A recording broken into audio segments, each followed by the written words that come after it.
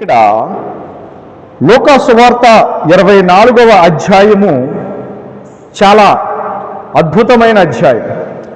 ఎందుకు అద్భుతమైన అధ్యాయము అని నేను అంటూ ఉన్నానంటే, యేసుక్రీస్తు ప్రభుల వారు తిరిగి లేచిన సందర్భాన్ని ఉటంకిస్తూ, యేసుక్రీస్తు ప్రభుల వారు పునరుద్ధానుడైన తర్వాత, అనగా ఆయన సమాధిలో నుంచి బయటికి వచ్చిన తర్వాత ఆయన ఏమి చేశారయ్యా అంటే, ప్రజలకు తనను తాను కనపరుచుకున్నారు, శిష్యులకు తనను తాను కనపరుచుకున్నారు.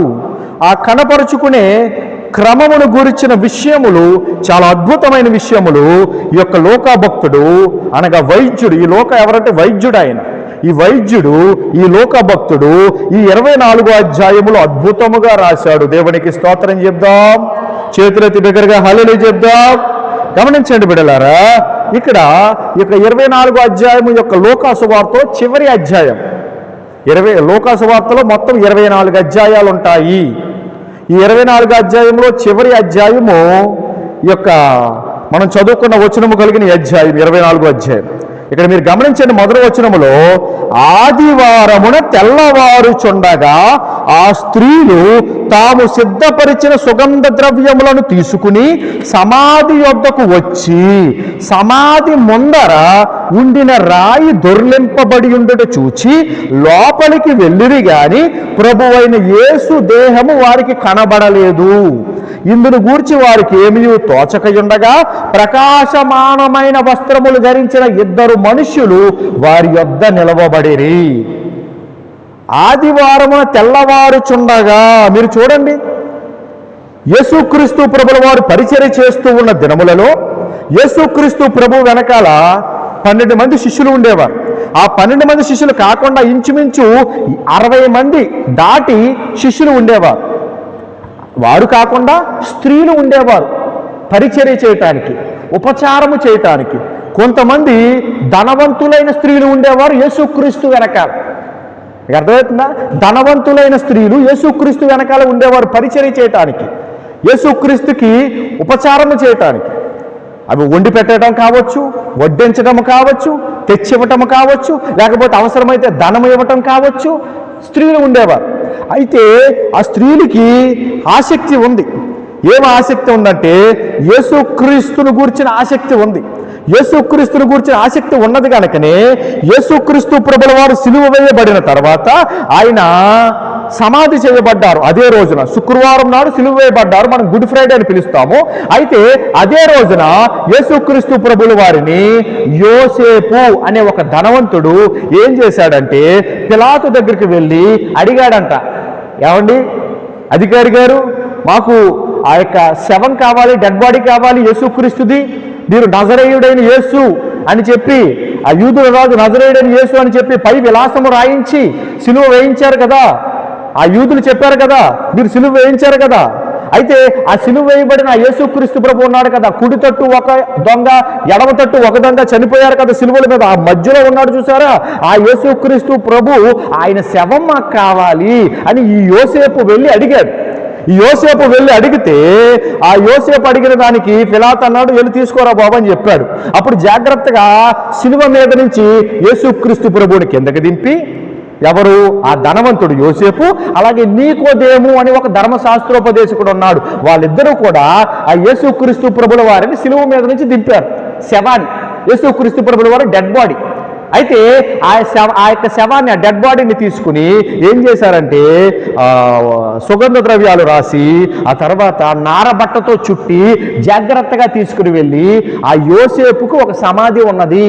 యోసేపు ధనవంతుడు కదా, ముందే అతను ఏం చేశాడంటే, చనిపోకముందే ఒక సమాధిని తవ్వించి పెట్టుకున్నాడు, రాతి సమాధి. ఒక రాతి లోపల సమాధిని తొలిపించి పెట్టుకున్నాడు. అక్కడ ఉన్న ఆచారాన్ని బట్టి వాళ్ళు అలాగే యూదులు చేసేవారు, పాత నిబంధనలను బట్టి, ధర్మశాస్త్రాన్ని బట్టి. అది వేరొక సబ్జెక్టు, దాన్ని శ్రద్ధగా వినండి.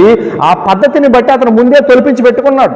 ఎవడైనా ఎప్పుడైనా చచ్చిపోవాల్సిందే, నేను కూడా ఒకరోజు చచ్చిపోతాను కదా, నేను ధనవంతుని కదా, ఒక మంచి సమాధి నేను చనిపోయిన తర్వాత కూడా నాకు ఉండాలి మరి అని అనుకున్నాడేమో అతను ముందుగానే తవ్వించి పెట్టుకున్నాడు.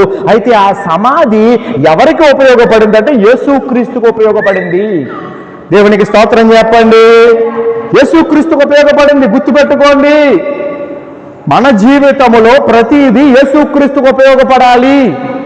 అది సమాధే కావచ్చు, అది ధనమే కావచ్చు, అది మనం చేసే పరిచర్యే కావచ్చు, అది మన సమయమే కావచ్చు, అది మన వస్తువులే కావచ్చు, మన బ్రతుకే కావచ్చు. యేసుక్రీస్తుకు ఉపయోగపడాలి. యేసుక్రీస్తుకు ఉపయోగపడనిది ఏదైనా సరే అది వ్యర్థమైనదే. ఈ స్త్రీలు పరిచయం చేసేవారు, ఈ స్త్రీలు ధనమిచ్చేవారు. అలాగే యేసుక్రీస్తు ప్రభుల వారి శవాన్ని అడగడానికి వెళ్ళిన ఆ ధనవంతుడు అతని ధనము ఖర్చు పెట్టి, నీకోదేమో అతని ధనము ఖర్చు పెట్టి నారవస్త్రాలు కొన్నారు. నారబట్టలు బాగా ఖరీదు ఎక్కువ. నారబట్టలు అంటేని మనం లెనిన్ వస్త్రాలు అంటాం కదా, అటువంటివి. నారబట్టలు చాలా ఖరీదు ఎక్కువ. నారబట్టలు కొని, ఎందుకంటే అప్పట్లో రాజులు అధికారులు కట్టుకునేవారు ఆ వస్త్రాలు. అయితే అటువంటి నారబట్టలు కొని, ఇంకా సమాధి ఎవరిది? ధనవంతుడిది. ఆల్రెడీ తొలిపించి పెట్టుకున్నాడు కదా. అవన్నీ ఎవరికి ఉపయోగించారంటే యేసుక్రీస్తుకు ఉపయోగించారు. జాగ్రత్తగా వినండి. మన జీవితంలో ప్రతిదీ యేసుక్రీస్తుకి సేవ చేయాలి, యేసుక్రీస్తుకి పరిచర్య చేయాలి, యేసుక్రీస్తుకు ఉపయోగపడాలి. లేకపోతే అది వ్యర్థమైనది. ప్రసంగి అంటాడు కదా, సూర్యుని క్రింద జరుగునదంతయు వ్యర్థమే అంటాడు. అయితే అది లోక పాఠముల గురించి మాట్లాడాడు. ఇక్కడ బైబిల్ ప్రకారం నేను ప్రకటిస్తున్నా, లేకపోతే ఆధునిక ప్రసంగిగా నేను ప్రకటిస్తున్న విషయం ఏమిటంటే, యేసుక్రీస్తుకు సేవ చెయ్యనిది ఏదైనా సరే అది వ్యర్థమైనదే, పనికిరానిదే. అది డబ్బే కావచ్చు. ఎందుకు నువ్వు బ్యాంకుల్లో పెట్టుకుని మూలుగుచూ ఉపయోగం ఉండదు. అది నువ్వు దేవునికి ఉపయోగించు. అప్పుడు దేవుడు ఏం చేస్తాడంటే నీకు పరలోకములో ధనం ఇస్తాడు ఆయన. దేవునికి స్తోత్రం చెప్పండి. నీకు పరలోకంలో ధనం ఇస్తాడు ఆయన. నీ సమయాన్ని దేవునికి ఉపయోగించు, నీకు పరలోకములో ఫలం ఇస్తాడు ఆయన. దేవునికి స్తోత్రం చెప్పండి. నీ వస్తువులు దేవునికి ఉపయోగించు, పరలోకములో నీకు ఆయన ఫలములు అనుగ్రహిస్తాడు. దేవుడికి మహిమగా చెల్లిద్దాం. గట్టిగా హల్లెలూయా చెప్దాం. హల్లెలూయా. గుర్తుపెట్టుకోండి బిడ్డలారా, చాలా మంది ఏం చేస్తారంటే వారి వస్తువులు, వారి డబ్బు, లేకపోతే వారి పరిస్థితులు, లేకపోతే వారికి ఉన్న ఏదైనా కానీ సమయం కానీ అవన్నీ వారే ఖర్చు పెట్టుకోవాలని, వారే దాచుకోవాలని, వారే పెట్టుకోవాలని చూస్తారు. దానివల్ల వారికి నష్టమే. వెళ్ళేటప్పుడు పట్టుకెళ్తారా? ఏమన్నా పట్టుకెళ్తారా? వాళ్ళ సమాధులు ఏమన్నా పక్కన పెట్టుకుంటారా? ఉపయోగం ఉండదు. పక్కన పెట్టుకుంటే ఏముంది? ఆ శవం మట్టిలో కలిసిపోతుంది, వాళ్ళ వస్తువులు కూడా మట్టిలో కలిసిపోతాయి. గుర్తుపెట్టుకోండి, ఈ మట్టి సంబంధమైనవి మహిమ సంబంధమైన వాటి కొరకు కూర్చోవాలి. ఈ భూ సంబంధమైనవి పరలోక సంబంధమైన వాటి కొరకు కూర్చోవాలి. అది ఏదైనా సరే. దేవునికి స్తోత్రం చెప్పండి. హల్లెలూయా. అయితే ఇక్కడ మీరు గమనించాల్సిన విషయం ఏంటంటే, మన సబ్జెక్ట్ అది కాదు కానీ మీకు జస్ట్ ఒక ఇంట్రడక్షన్ ఒక మాట చెప్తూ ఉన్నాను. యేసుక్రీస్తు ప్రభుల వారి శవాన్ని సమాధి లోపల తీసుకుని వెళ్ళి పెట్టిన తర్వాత యేసుక్రీస్తు ప్రభుల వారు తిరిగి లేచారు. ఎప్పుడు లేచారు? బైబిల్లో ఈ 24వ అధ్యాయము లోకాసు వార్త 1వ వచనం గమనిస్తే, ఆదివారమున తెల్లవారుచుండగా ఆ స్త్రీలు తమ సిద్ధపరిచిన సుగంధ ద్రవ్యములను తీసుకుని, అంటే యేసుక్రీస్తు ప్రభుల వారు ఎప్పుడు తిరిగి లేచారయ్యా అంటే ఆదివారమున తెల్లవారుచుండగా లేచారాయన. తెల్లవారుచున్నది అంటే అర్థం ఏమిటి? వేకువజాము. సూర్యుడు ఉదయిస్తూ ఉన్నాడు, మొదలవుతూ ఉన్నాడు. జాగ్రత్తగా వినండి. సూర్యుడు ఉదయిస్తున్నప్పుడు సమాధి లోపల నుంచి నీతి సూర్యుడు బయటకు వచ్చాడు ఉదయించడానికి. దేవుడికి స్తోత్రం కలుగునుగాక. మనకి ఆకాశంలో కనపడే సూర్యుడు కన్నా గొప్పవాడు, కొన్ని కోట్ల రెట్లు తేజోమయుడు, వెలుగు సంబంధమైన వాడు ప్రభు అయిన యేసుక్రీస్తు. కోటి సూర్యుల తేజోమయుడు యేసుక్రీస్తు. దేవునికి స్తోత్రం కలుగునుగాక. ఆకాశంలో మనకు కనపడే సూర్యుడు ఒక సూర్యుడు. అటువంటి కోటి సూర్యులను పక్కన పెడితే యేసుక్రీస్తు వెలుగు ముందు ఈ వెలుగు పనికిరాదు. దేవునికి బిగ్గరగా స్తోత్రం చెప్పండి. నా మాట మీకు అర్థమవుతుందా? ఒక చిన్న జీరో వాట్ బల్బులు ఉంటాయి. 0 వాట్ బల్బులు, లేకపోతే 9 వాట్స్ 15 వాట్స్ బల్బులు ఉంటాయి. ఆ బల్బులు ఒక 10-20 ఇక్కడ పెట్టి అవతల ఒక 200 లేకపోతే 2000 వాట్స్ ఒక పెద్ద లైట్ పెట్టామనుకోండి, ఆ లైట్ ముందు ఈ చిన్న లైట్లు ఎన్ని పెట్టినా ఉపయోగం ఉండదు. అలాగే ఆకాశంలో ఉన్న సూర్యుడు అలాంటి కోటి సూర్యులను పక్క పక్కన పెట్టి యేసుక్రీస్తుని ఎదురుగా నిలబెడితే యేసుక్రీస్తు వెలుగు ముందు అవన్నీ సాగిల పడాల్సిందే. ఆ వెలుగు చిన్న వెలుగైపోవలసిందే. దేవునికి స్తోత్రం కలుగును గాక. వెలుగు తేజోమయుడు ఆయన, తేజో సంబంధమైన దేవుడు ఆయన, మహాదేవుడు, మహిమ కలిగిన మహాదేవుడు ప్రభు అయిన యేసుక్రీస్తు. అయితే ఆ యేసుక్రీస్తు ప్రభుల వారు ఆదివారమున తెల్లవారుచున్నప్పుడు ఆయన లేచాడు.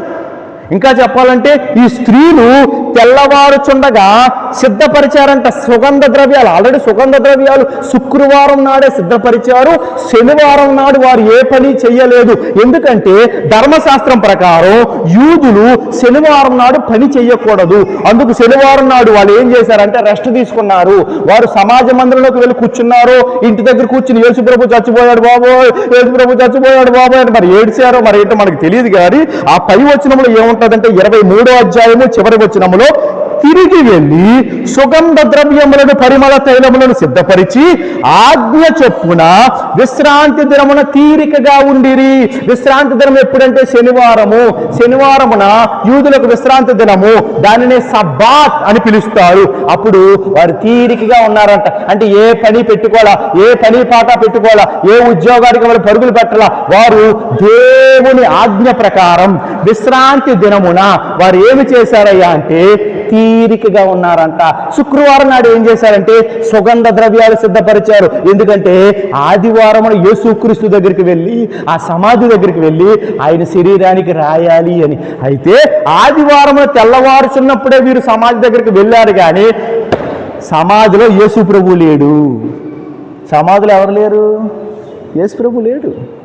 అక్కడ ఇద్దరు మనుషులు నిలబడ్డారంట. ఆ ఇద్దరు మనుషులు ఎవరంటే ప్రకాశమానమైన వారని వాక్యం చెప్పింది. వారు ఎవరంటే దేవదూతలు. జాగ్రత్తగా వినండి, నేను ఇంకా అంశంలోకి వెళ్ళలేదు, కొద్దిగా ముందుకు కొన్ని విషయాలు చెప్తున్నాను. అయితే ఆ దేవదూతలు కనబడ్డారు. కానీ సమాధి లోపల యేసు ప్రభు లేడు. సమాధి లోపల ఎవరున్నారు? దేవదూతలు ఉన్నారు. సమాధిలో ఎవరు లేరు? దేవదూతల కన్నా గొప్పవాడు ఎవరంటే యేసు ప్రభు. దేవునికి స్తోత్రం కలుగును గాక. సమాధిలో దేవదూతలు ఉన్నారు, సమాధిలో యేసు ప్రభు లేడు. ఇక్కడ ఒక అద్భుతమైన విషయం చెప్తాను చూడండి. అక్కడ ఉంటుంది, ఇందును గురించి వారికి ఏమీ తోచక ఉండగా ప్రకాశమానమైన వస్త్రములు ధరించిన ఇద్దరు మనుషులు వారి యొద్ద నిలవబడిరి. అర్థమైందా? సమాధి లోపలికి వెళ్ళారు. సమాధి లోపలికి వెళితే సమాధి లోపల యేసుప్రభు కనపడలేదు, యేసుప్రభు శరీరం కనపడలేదు. అక్కడ ఇద్దరు నిలబడి ఉన్నారు. ఏంట్రా దగదగ మెరిసిపోతున్నారు ఏంటి? చాలా తెల్లగా ఉన్నారు, చాలా వెలుగుగా ఉన్నారు, చాలా తేజోమయులుగా ఉన్నారు. ఎవర్రా బాబు అంటే ఇద్దరు మనుషులు వాళ్ళు. అయితే వాళ్ళు ఎవరంటే దేవదూతలు. దేవదూతలు.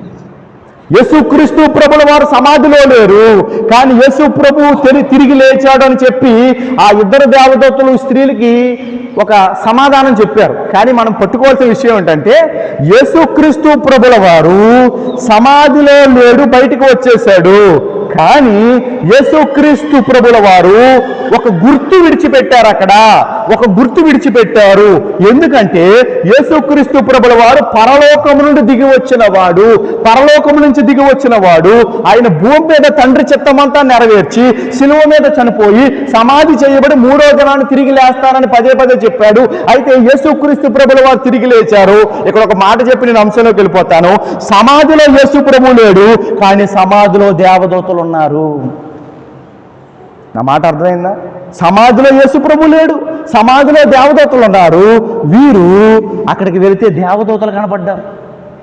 దేవదూతలతో మాటలు జరిగినాయి, దేవదూతలు కూడా మాట్లాడారు. అవన్నీ అక్కడ రాసుంటే తర్వాత చదువుకోండి.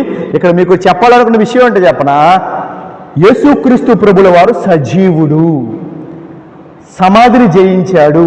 అయితే ఆయన సమాధిలో లేడు. సమాధిలో మనం ఆయన వెతకూడదు.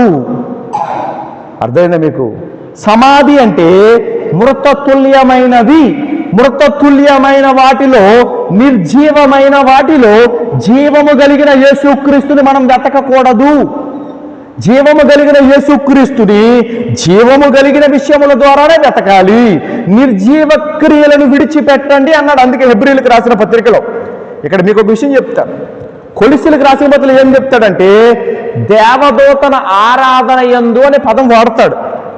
దేవదూతల్ని మనం ఆరాధన చేయకూడదు. మనుషులను మనం ఆరాధన చేయకూడదు, యేసుక్రీస్తునే మనం ఆరాధన చేయాలి. దేవునికి స్తోత్రం చెప్పండి. యేసుక్రీస్తునే మనం ఆరాధించాలి. యేసుక్రీస్తు కొరకు ఆశగా వీళ్ళు వెళ్ళారు, కానీ యేసుక్రీస్తు ప్రభుల వారు అక్కడ లేరు. యేసుక్రీస్తు ప్రభుల వారు అక్కడ లేరు, కానీ అక్కడ ఎవరున్నారంటే ఇద్దరు దేవదూతలు ఉన్నారు. యేసుక్రీస్తు ప్రభుల వారు కనపడలేదు, దేవదూతలు కనబడ్డారు. వారి తాపత్రయం అంతా దేని మీద ఉంది చెప్పాలి? యేసుక్రీస్తు మీద ఉంది. మరి మన తాపత్రయం దేని మీద ఉంది? అర్థమైందా మీకు? ఇప్పుడు యేసుక్రీస్తు ప్రభు మీద వాళ్ళకున్న తాపత్రయాన్ని బట్టి యేసుక్రీస్తు అక్కడ లేడు అని వాళ్ళు చెప్పారు. వాళ్ళు చెప్పిన తర్వాత వాళ్ళు ఏం చెప్తారంటే, వెళ్ళి శిష్యులకు చెప్పండి అని చెబితే వాళ్ళు వెళ్ళిపోయారు తప్ప, పోనీలే అండి దేవదూతలారా, యేసు ప్రభు ఎలాగా లేడు, మీరు మహిమ కలిగిన వాళ్ళే కదా, ఇలా కూర్చోండి, మీ కాళ్ళు మొక్కుతాం, మీ పాదాలు పట్టుకుంటాం, మీకు సాగిలు పడతాం, మీకు పూజ చేస్తాం, సుగంధ ద్రవ్యాలు తెచ్చాం కదా, యేసు ప్రభు పోతే పోనీలేండి, మీరైనా దొరికారు, మీకు మహిమ ఉన్నది, మీరు కార్యాలు చేస్తారు, మీరు అద్భుతాలు చేస్తారు, రండి అని అడిగారా? అడగలేదు, అడగకూడదు. దేవదూతలు యేసుక్రీస్తు కన్నా తక్కువే. యేసుక్రీస్తే అందరికన్నా అన్నిటికన్నా గొప్పవాడు. దేవునికి దగ్గరగా స్తోత్రం చెప్పండి. మీకు అర్థమవుతుందా? యేసుక్రీస్తునే మనం వెతకాలి. ఇది పట్టుకోండి మీరు. ప్రతి పరిస్థితుల్లోనూ యేసుక్రీస్తునే వెతకాలి. ప్రతి సమయంలోనూ యేసుక్రీస్తునే వెతకాలి. యేసుక్రీస్తుని వెతుకుతూ ఉండగా యేసుక్రీస్తు మనకు దొరకలేదనుకోండి, పోనీలే పోతే పోయాడు యేసుప్రభు దగ్గర ఏదైనా ఆ దేవదూత ఎవడో ఒకటి ఎలా వచ్చాడు కదా, వీని ఆరాధన చేసుకుందామని అనుకోవద్దు. గుర్తుపెట్టుకోండి, ఆరాధనకు యోగ్యుడు, స్తుతులకు పాత్రుడు, స్తోత్రార్హుడు ప్రభువైన యేసుక్రీస్తు మాత్రమే. ఈ భూమి మీద ఏం జరుగుతుందయ్యా అంటే, యేసుక్రీస్తు ప్రభు అందరికన్నా గొప్పవాడు, దేవుడు ఆయన. అయితే ఆ యొక్క దేవుణ్ణి ఈ భూమి మీద ఉన్న ప్రజలు స్మరించి కాదు, విస్మరించి అంటే పట్టించుకోకుండా పక్కన పెట్టేసి యేసుక్రీస్తు ద్వారా తయారు చేయబడిన దేవదూతలను ఆరాధన చేస్తున్నారు చాలామంది. నా మాట అర్థమైందా మీకు? యేసుక్రీస్తు ద్వారా దేవదూతలారా కలగండి అంటే కలిగాయి దేవదూతలు. శరాపులారా కలగండి, కెరూబులారా కలగండి. అర్థమైందా మీకు? గబ్రియేలు దేవదూత కలుగు, మికాయేలు దేవదూత కలుగు అని యేసు ప్రభు కలుగురుగాక అంటే ఈ దేవదూతలు వస్తే, ఆ దేవదూతల్లో కొన్ని దేవదూతలు దేవుని దగ్గర తప్పు చేస్తే దేవుడు వాటిని గెంటి వేశాడు పరలోకము నుంచి. పరలోకం నుంచి దేవుడు గెంటి వేస్తే ఆ పరలోకం నుంచి గెంటి వేయబడిన దేవదూతలు భూమి మీదకి వచ్చి పడ్డాయి. అందుకే బైబిల్ ఏం చెప్తుందంటే, ఆ దేవదూతల్ని పడిపోయిన దేవదూతలు అని చెబుతూ ఉన్నది. అంటే పాపము చేసిన దేవదూతలు. ఆ దేవదూతలు భూమి మీదకి వచ్చి ఎలా తయారయ్యాయి అంటే, పోనీలే యేసుక్రీస్తు గెంటేసాడు పరలోకం నుంచి, భూమి మీదకి వచ్చి పడ్డాం కదా, ఇప్పుడు మనం ఏం చేద్దామంటే యేసు ప్రభు ప్లేస్ని ఆక్రమిద్దాము. యేసు ప్రభు దేవుడు కదా, ఇప్పుడు భూమి మీద యేసు ప్రభు దేవుడు కాదు, మేమే దేవుళ్ళము, మేమే దేవతలము, మమ్మల్ని ఆరాధించండి అన్నట్లుగా అవి చేస్తూ ఉన్నాయి. చాలా మంది పరుగులు పెడతా ఉన్నారు వాటి దగ్గరికే. వాటికి మహిమలున్నాయి, వాటికి అద్భుతాలున్నాయి. అర్థమైందా? వాటికి మహిమలున్నాయి, వాటికి అద్భుతాలున్నాయి, అవి కార్యాలు చేస్తాయి. కానీ రక్షణ ఇవ్వలేవు. పైనున్న ఆకాశమందున, క్రిందున్న భూలోకమందున లేదు ఏనా మమున రక్షణ, లేదు పాప విమోచన. లేదు ఏనా మమున రక్షణ, లేదు పాప విమోచన. పైనున్న ఆకాశమందున అన్ని నామములకు పైన కలదు ఉన్నతంబగు యేసుని నామము. అన్ని నామముల కన్నా పైనామము యేసుక్రీస్తు నామము. అందరికన్నా ఉన్నతుడు, సర్వోన్నతుడు, సర్వోత్తముడు, సర్వాధికారి అయిన దేవుడు, సర్వజ్ఞుడు ప్రభు అయిన యేసుక్రీస్తు రక్షించుటకు సమర్థుడు, రక్షించుటకు సమర్థుడు. విననేరకుండానట్లు నా చెవులు మందం కాలేదు, రక్షింపనేరకుండానట్లు నా చేతులు కురస కాలేదని యెషయా గ్రంథంలో తెలియజేసిన ఆ దేవాది దేవుడు ప్రభు అయిన యేసుక్రీస్తు వారే రక్షకుడు. ఆయనే రక్షించగలడు. ఈ భూమి మీద పరలోకం నుంచి పడద్రోయబడిన దేవదూతలు, జాగ్రత్తగా వినండి, దేవదూతలు, దేవుని యొద్ద నుంచి పడిన దూతలు, దేవదూతలు, అవి మహిమలు కలిగినవే, అద్భుతాలు చేస్తాయి, కానీ రక్షణ ఇవ్వవు, శాంతినివ్వవు, సమాధానం ఇవ్వవు.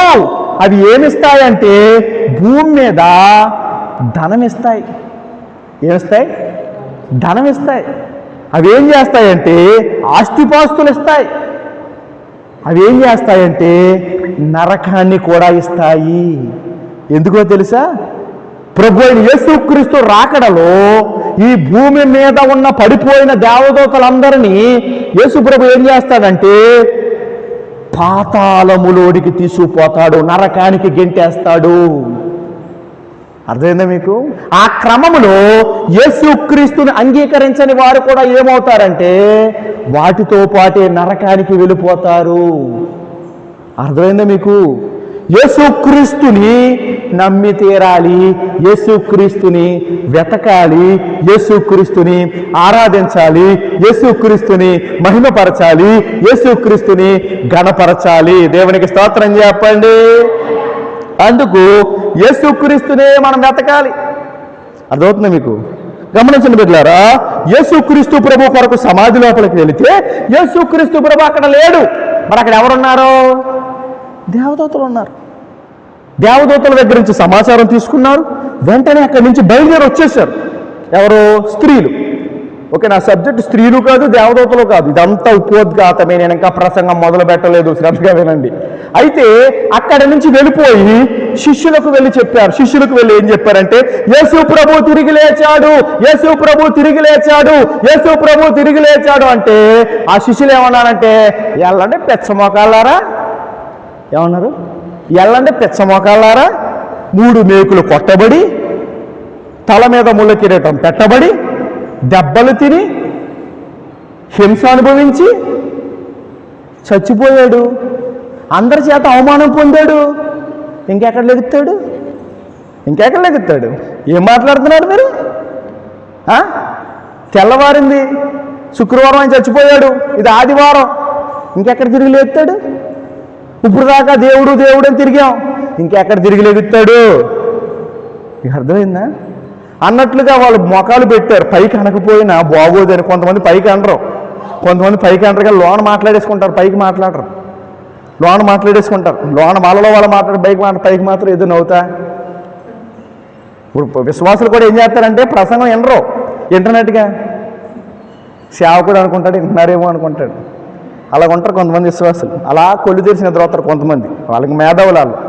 దేవుని స్తోత్రం చెప్పండి. అయితే గమనించండి బిడ్డలారా, అప్పుడు యేసుక్రీస్తు ప్రభు తిరిగి లేచాడని చెప్పి వాళ్ళు ఒక రకంగా నమ్మలేదు, వాక్యం ప్రకారం నమ్మలేదు వాళ్ళు. ఇంకా చాలా విషయాలు జరిగినాయి. పేతురు వెళ్ళాడు, యోహాను వెళ్ళాడు, మళ్ళీ సమాధి దగ్గరికి ఎన్ని జరిగినాయి. ఇవన్నీ జరిగిన తర్వాత జాగ్రత్తగా వినండి, అదే రోజు సాయంత్రం పూట ఎమ్మాయు అనే మార్గానికి వెళుతున్నారు 2 శిష్యులు. చెప్పాను కదా, యేసుక్రీస్తు వెనకాల 12 మంది శిష్యులు ఉండేవారు. యేసుక్రీస్తుకు 12 మంది శిష్యులు కాకుండా ఇంకా అనేక మంది ప్రజలు యేసుక్రీస్తు వెనకాల వెళ్ళేవారు, స్త్రీలు ఉన్నారు. అయితే యేసుక్రీస్తుతో పాటే శిష్యులతో పాటు ఉన్న 1-2 ఉన్నారు, వాళ్ళు కూడా శిష్యులేని వాక్యం చెప్పింది. చూడండి వాళ్ళు ఏం చేశారయ్యా అంటే 13వ వచనము, లూకాసు వార్త 24వ అధ్యాయం. ఇదిగో ఆ దినమందే వారిలో 2 యెరూషలేమునకు ఆమడ దూరమున ఉన్న ఎమ్మాయు అని ఒక గ్రామమునకు వెళ్ళుచు. జాగ్రత్తగా వినండి, ఇక్కడ డిస్టెన్స్ కూడా రాస్తున్నాడు. ఏంటంటే ఆ దినమందే వారిలో 2 యెరూషలేమునకు ఆమడ దూరమున, అలా ఒక కొంత దూరంలో ఉన్న ఆ ఎమ్మాయు అని ఒక గ్రామానికి వెళుతున్నారు. ఎక్కడి నుంచి? యెరూషలేము దగ్గర నుంచి. ఆ మాట అర్థమైందా? యెరూషలేము దగ్గర నుంచి. యేసుక్రీస్తు ఎక్కడ చచ్చిపోయాడు? యెరూషలేము దగ్గరే చచ్చిపోయాడు. యేసుక్రీస్తు ఎక్కడ లేచాడు? యెరూషలేము దగ్గరే లేచాడు. శిష్యులు ఎక్కడ ఉన్నారు? యెరూషలేములోనే ఉన్నారు. ఈ ఇద్దరు శిష్యులు కూడా యెరూషలేము నుంచి బయలుదేరి ఎమ్మాయు గ్రామానికి వెళుతున్నారు. ఈ ఇద్దరిది ఎమ్మాయు గ్రామము. ఎమ్మాయు అర్థమైందా? పేరేంటి చెప్పండి? ఎమ్మాయు. ఎమ్మాయు. ఎమ్మాయు అంటే అర్థం ఏమిటంటే వేడి ఊట. ఏంటంట? వేడి ఊట లేదా వెచ్చని స్థలము అని దాని అర్థం. అయితే ఆ గ్రామానికి వీరు వెళుతూ ఉన్నారు. వీరు వెళుతూ ఉండగా యేసుక్రీస్తు గురించి మాట్లాడుకుంటున్నారు. యేసుక్రీస్తు గురించి ఏం మాట్లాడుకుంటున్నారో చూడండి, అక్కడ చదువుతాను. జరిగిన ఈ సంగతులన్నిటినీ గూర్చి ఒకరితోనొకరు సంభాషించుకుంటున్నారు. అయ్య బాబోయ్, యేసు ప్రభు చాలా మంచోడు, యేసు ప్రభు చాలా మంచోడు, చాలా మందిని బాగు చేశాడు, చాలా మందికి కార్యాలు చేశాడు. ఇంతకుముందు వాక్య పఠనంలో మార్కు సువార్త 7వ అధ్యాయములో చదివాం కొన్ని వచనాలు. చివరి వచనంలో ఏముంటుందంటే ఈయన సమస్తమును బాగుగా చేయుచున్నాడు అని రాసి ఉంటుంది. సమస్తమును బాగుగా చేస్తున్నాడు అని చెప్పి రాసి ఉంటుంది మార్కు సువార్త 7వ అధ్యాయం చివరి వచనములో. అయితే యేసుక్రీస్తు గురించి మాట్లాడుకుంటున్నారు. వీళ్ళు నడుచుకుంటూ వెళ్తున్నారు, గ్రామానికి నడుచుకుంటూ వెళ్తున్నారు. వెళ్తా కూడా వాళ్ళు ఏం మాట్లాడుకుంటున్నారు? యారా మధ్యాహ్నం భోజనం చేసావా? ఏం కూరేసింది మీ ఆవిడ? అలాంటి మాటలు కాదు వాళ్ళు మాట్లాడుకుంది. వాళ్ళు మాట్లాడుకున్న మాటలు ఏమిటంటే యేసుక్రీస్తు గురించి మాట్లాడుకున్నారు. మనకి ఏదైనా సమయం దొరికితే ఆడు గురించి, ఈడు గురించి, ఆమె గురించి, అతడి గురించి, ఆ సినిమా గురించి, ఈ సీరియల్ గురించి, లేకపోతే వాళ్ళు ఏదో చేసుకున్నారంటే వీళ్ళు ఏదో చేసుకున్నారంటే నానా చెత్త మాట్లాడుకుంటాం. కానీ యేసుక్రీస్తు గురించి మాట్లాడుకోవాలి మనం. ఎందుకు యేసుక్రీస్తు గురించి మాట్లాడుకోవాలి? ఎందుకు యేసుక్రీస్తు గురించి మాట్లాడుకోవాలంటే యేసుక్రీస్తు గురించే మాట్లాడుకోవాలి. ఎందుకంటే మనం యేసుక్రీస్తు కొరకే బ్రతుకుతున్నాం కాబట్టి. అర్థమైందా మీకు? యేసుక్రీస్తు కొరకే బ్రతుకుతున్నాం కాబట్టి. పోనీ మధ్యలో ఏవో విషయాలు వచ్చినా ఆ విషయాలన్నీ కొంతవరకే, కానీ అధిక శాతం మనం ఏం మాట్లాడుకోవాలంటే యేసుక్రీస్తు గురించి మాట్లాడుకోవాలి, వాక్యం గురించి మాట్లాడుకోవాలి. అర్థమవుతుంది మీకు? చాలామంది జీవితాలు అభివృద్ధి చెందకపోవడానికి కారణం ఏమిటంటే వారు వాక్యము మాట్లాడుకునేది తక్కువ, చెత్త మాట్లాడుకునేది ఎక్కువ. వాక్యం మాట్లాడుకునేది తక్కువ, చెత్త మాట్లాడుకునేది ఎక్కువ కనుక ఆ చెత్త వాళ్ళు ఏం చేస్తున్నట్టు ఇంకా దిగజారు చేస్తుంది. యేసుక్రీస్తు గురించి మాట్లాడుకోవాలి. జాగ్రత్తగా వినండి. ఆ ఇద్దరు వెళ్తూ మాట్లాడుకున్నారు. ఏం మాట్లాడుకున్నారంట? జరిగిన సంగతులన్నిటినీ గురించి ఒకరితోనొకరు సంభాషించుచుండిరి. వీడికి తెలిసిన వీడికి చెప్తున్నాడు, వీడికి తెలిసిన వీడికి చెప్తున్నాడు, వాడికి తెలిసిన వీడికి చెప్తున్నాడు. మొత్తం మీద వాళ్ళ టాపిక్ అంతా యేసుక్రీస్తే. వాళ్ళ సంభాషణకి సెంటర్ ఆఫ్ ది అట్రాక్షన్ ఎవరంటే యేసుక్రీస్తే. వాళ్ళ టాపిక్కి, వాళ్ళ మాటలకి పునాది యేసుక్రీస్తే, శిఖరం యేసుక్రీస్తే.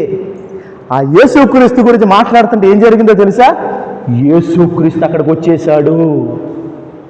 చూడండి, యేసుక్రీస్తు అక్కడికి వచ్చేసాడు. చూడండి 15వ వచనం మనం చదువుకున్న మూలవచనం. ఇప్పుడు ప్రసంగం మొదలవుతుంది. వారు సంభాషించుచు ఆలోచించుకొనుచుండగా యేసు తానే దగ్గరకు వచ్చి వారితో కూడా నడిచెను. ఏం చేశాడంట? నా వైపు చూడండి అందరూ. పాప వైపు చూడదు, నా వైపు చూడండి. పాప వైపు చూడండి. పాప పని పాప చేసుకుంటుంది, మన పని మనం చేసుకుంటాం. జాగ్రత్తగా వినండి. వారు సంభాషించుచు ఉండగా అంట యేసు అంట వారి దగ్గరికి వచ్చి నిలబడ్డాడంట. యేసు తానే దగ్గరకు వచ్చి వారితో కూడా నడిచెను. మన జీవితంలో జాగ్రత్తగా వినండి, మన జీవితంలో 24 గంటలు మనకు ప్రతిరోజు ఉన్నాయి కదా. ప్రతిరోజు 24 గంటలు కదా. మన నిద్ర, మన పనులు, మన బయట పనులు, ఇవన్నీ కాకుండా మన బ్రతుకులో మనము అధిక శాతం యేసుక్రీస్తు మీద మనం దృష్టి పెట్టి, వాక్యం మీద మనం దృష్టి పెట్టి, యేసుక్రీస్తు గురించి, దేవుని వాక్యం గురించి మనం ఆలోచిస్తూ ఉండగా, ఏం చేస్తూ ఉండగా? ఆలోచిస్తూ ఉండగా, అలాగే కుటుంబము, భర్త భార్యతో, భార్య భర్త పిల్లలతో వాక్యము మాట్లాడితే, యేసుక్రీస్తు గురించి మాట్లాడితే, యేసుక్రీస్తు గురించి ఆలోచిస్తే ఏం జరుగుతుందో తెలుసా? అక్కడికి యేసుక్రీస్తు వస్తాడు. వాళ్ళు ఏం చేశారు? వారు సంభాషించుచు ఆలోచించుకొని చూడగా ఆలోచిస్తున్నారు. అయ్యో, ఎన్నో గొప్ప కార్యాలు చేశాడు యేసుప్రభు, చాలా మంచోడు యేసుప్రభు. అయ్యో, ఆయనకి అలా జరిగిందా? అయ్యో, ఆయన చిత్రవధ చేశారా? అయ్యో, పాపం ఏడుస్తున్నారేమో, బాధపడుతున్నారేమో, దుఃఖిస్తున్నారేమో. చాలా మంచోడు యేసు ప్రభు, కానీ ఇలా జరిగిందేంటి? కుష్టి వాళ్ళని బాగు చేశాడు, వాళ్ళని బాగు చేశాడు, వీళ్ళని బాగు చేశాడు, దెయ్యముల చేత పీడింపబడుతూ ఉన్న వారిని బాగు చేశాడు, ఎన్నో గొప్ప కార్యాలు చేశాడు, ఎన్నో అద్భుతాలు చేశాడు. ఇంకా ఈయనే దేవుని కుమారుడు, ఇంకా ఈయనే క్రీస్తు, ఇంకా ఈయనే మెస్సియా, ఇంకా ఈయనే దేవుడు అని మనం అనుకుంటా ఉండగా పిలాతు అలా చేశాడు, ప్రధాన యాజకులు ఎలా చేశారు, పరిసయ్యులు అలా చేశారు. అయ్యో యేసుక్రీస్తు ప్రభువుని అలా చేశారా? ఇజ్రాయేల్కి రాజ్యం వస్తుంది అనుకున్నాం, ఇంకా రోమా ప్రభుత్వం కింద ఉండదు అనుకున్నాం, ఇజ్రాయేల్ స్వతంత్ర దేశం అయిపోతుంది అనుకున్నాం, స్వతంత్ర రాజ్యం అయిపోతుంది అనుకున్నాం, ఒకటి కింద ఇంకా బానిసగా ఉండదు అని అనుకున్నాం. కానీ ఇలా అయిపోయిందేంటి? అయ్యో యేసుక్రీస్తు అని చెప్పి అనుకుంటున్నారేమో. ఈలోపు అక్కడికి యేసు ప్రభు వచ్చేసాడు. యేసు ప్రభు వచ్చేసాడు. అర్థమవుతుందా? ఎవరు రావాలి మన దగ్గరికి? యేసు ప్రభు రావాలి. ఎవరు రావాలి? యేసు ప్రభు రావాలి. యేసు ప్రభు రావాలంటే ఎలా వస్తాడు? మనం ఆయన గురించి మాట్లాడితే వస్తాడు, మనం ఆయన గురించి ఆలోచిస్తే వస్తాడు ఆయన. అర్థమవుతుంది మీకు? మనం ఆయన గురించి మాట్లాడుతూ ఉండగా, మనం ఆయన గురించి ఆలోచిస్తూ ఉండగా ఆయన మన దగ్గరికి వస్తాడు. కంటికి కనబడకపోవచ్చు కానీ వస్తాడు. ఇక్కడ వచ్చాడు. ట్విస్ట్ ఏంటో తెలుసా? చూడండి, అక్కడికి వచ్చాడు. యేసు తానే దగ్గరకు వచ్చి వారితో కూడా నడిచాను, వారితో కూడా నడుస్తూ ఉన్నాడు. వాళ్ళిద్దరూ నడుస్తూ ఉంటే మధ్యలో యేసు ప్రభు కూడా కలిశాడు. అంటే ముగ్గురు నడుస్తూ ఉన్నారు. ఆ ఇద్దరు మనుషులు యేసుక్రీస్తు. అంటే 6 కాళ్ళు, ముందు 4 కాళ్ళే, తర్వాత 6 కాళ్ళు అయ్యాయి. వాళ్ళు నడుస్తూ ఉన్నారు. ఈలోపు యేసు ప్రభు మాట్లాడుతూ ఉన్నాడు. ఇక్కడ మనం పట్టుకోవాల్సిన విషయం ఏంటంటే, ఈరోజు నేను చెప్పాలనుకున్న విషయం ఏంటంటే, అయితే వారాయనను గుర్తుపట్టలేకుండా వారి కన్నులు మూయబడెను. యేసుక్రీస్తు గురించి మాట్లాడుతున్నారు, యేసుక్రీస్తు గురించి ఆలోచిస్తున్నారు. అయితే విషయం ఏమిటంటే, యేసుక్రీస్తు ప్రభు వారి దగ్గరికి వస్తే గుర్తుపట్టలేదంట. అర్థమైందా మీకు? అక్కడ రాసింది చూడండి.